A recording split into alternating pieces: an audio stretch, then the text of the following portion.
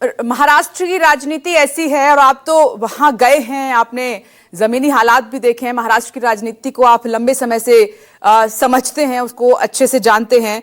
कब क्या हो जाए कुछ नहीं कहा जा सकता। तो क्या महाराष्ट्र की राजनीति में फिर से नए समीकरण बनते हुए दिखाई दे रहे हैं? क्योंकि आप देखिए, एक तरफ ये आरोप लग रहा है कि देवेंद्र फडणवीस जो है एकनाथ शिंदे की शक्तियां लगातार कम कर रहे हैं, उनके फैसले पलट रहे हैं।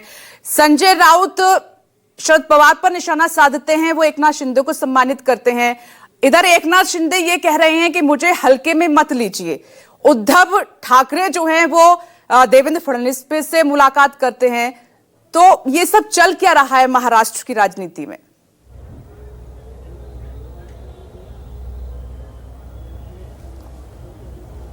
देखिए विपनेश, सबसे पहली बात तो ये जो ये कहे कि वो राजनीति को समझता है, इसका मतलब वो कुछ नहीं समझता है। और महाराष्ट्र की राजनीति को तो और भी नहीं समझता है, कोई समझ सकता भी नहीं है। क्योंकि जितने पक्ष हैं उसमें आप कोई अंदाजा नहीं लगा सकती। आपको याद होगा प्रधानमंत्री ने 70,000 करोड़ की नेशनलिस्ट करप्ट पार्टी बता करके और अजीत पवार को वही पद दिया जो कांग्रेस ने उनको दिया था, जिसकी वजह से उन पे इतने आरोप लगे थे। तो महाराष्ट्र में कब क्या हो इसे कुछ कहा नहीं जा सकता। एक बात जानिए विपनेश की प्राइवेट सेक्टर में, खास करके मीडिया में, प्राइवेट सेक्टर में और पॉलिटिक्स में कौन एसेट हो जाए और कौन कब लायबिलिटी हो जाए इसका कोई पता नहीं है।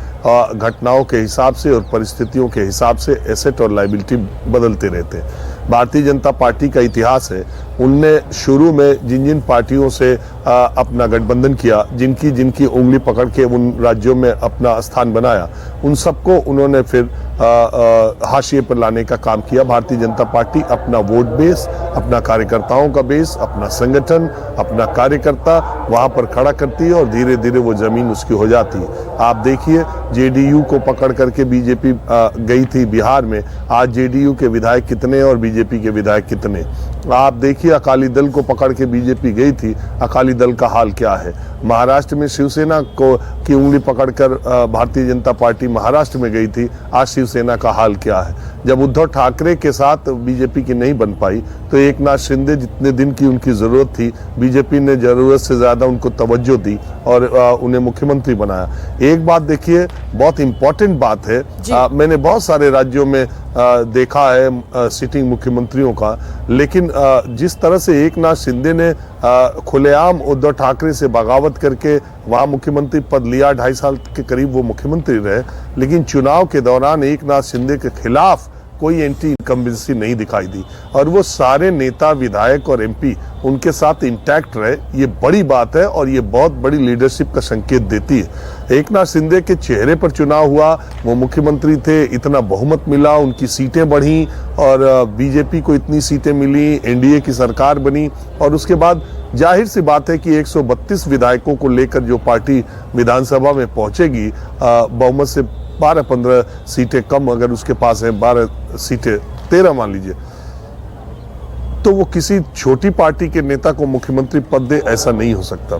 अब क्या है, हालिया कुछ घटनाएं ऐसी घटी है। देखिए ठाणे से एकनाथ शिंदे का किस तरह का लगाव है ये सारे लोग जानते हैं। अगर ठाणे के कार्यक्रम में सीएम फडणवीस जाते और एकनाथ शिंदे नहीं जाते, इसका मतलब कि वो फ्लेक्स कर रहे हैं, वो अपनी ताकत दिखा रहे हैं, वो अपनी नाराजगी बता रहे हैं। 900 करोड़ रुपए की जो परियोजना थी हाउसिंग प्रोजेक्ट, उसको रद्द करके जांच के आदेश दे दिए गए। उनके समय के कुछ कामों की जांच के आदेश करना या उनको रोकना, उनको नागवार गुजरेगा ही और गुजरना भी चाहिए। लेकिन अभी जो भारतीय जनता पार्टी, अब एकनाथ शिंदे के पास विकल्प की बात है, भारतीय जनता पार्टी के तो हाथ खुले हुए हैं और उसके पास इतनी सीटें हैं कि उसे किसी बहुत ज्यादा जरूरत नहीं है। जहां तक मुझे नहीं लगता कि शरद पवार और भारतीय जनता पार्टी की ऐसी नजदीकियां हो जाएंगी जिसमें शरद पवार बीजेपी के साथ चले जाएं या बीजेपी को शरद पवार की जरूरत पड़े।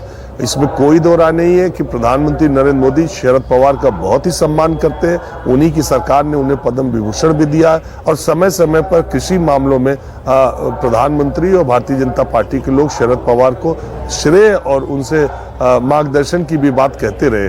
तो शरद पवार का अपना एक कद है, चुनाव में राजनीति में चुनाव में हार जीत लगी रहती है, मगर अभी की जो परिस्थितियां हैं उसमें बीजेपी को कोई फर्क नहीं पड़ता। एकनाथ शिंदे नाराज हो, उन्हें मनाने की कोशिश की जा सकती है, लेकिन नाराज होकर वो बीजेपी का कोई नुकसान कर लेंगे या महाराष्ट्र की राजनीति में कोई भूचाल आ जाएगा या वहां की सरकार की स्थिरता में कोई कमी आ जाएगी, ऐसा मुझे नहीं लगता। लेकिन ये जरूर है कि एकनाथ शिंदे निश्चित तौर पर वो नाराज है और नाराजगी साफ साफ दिखाई दे रही है।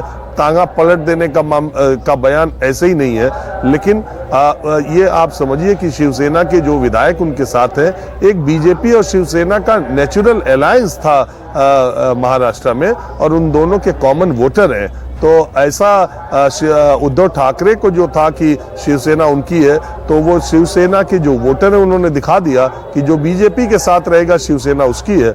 अब नेता को तय करना है कि वो बीजेपी के साथ रहेगा कि नहीं, लेकिन शिवसेना का वोटर बीजेपी के वोटर के साथ ही है। जी।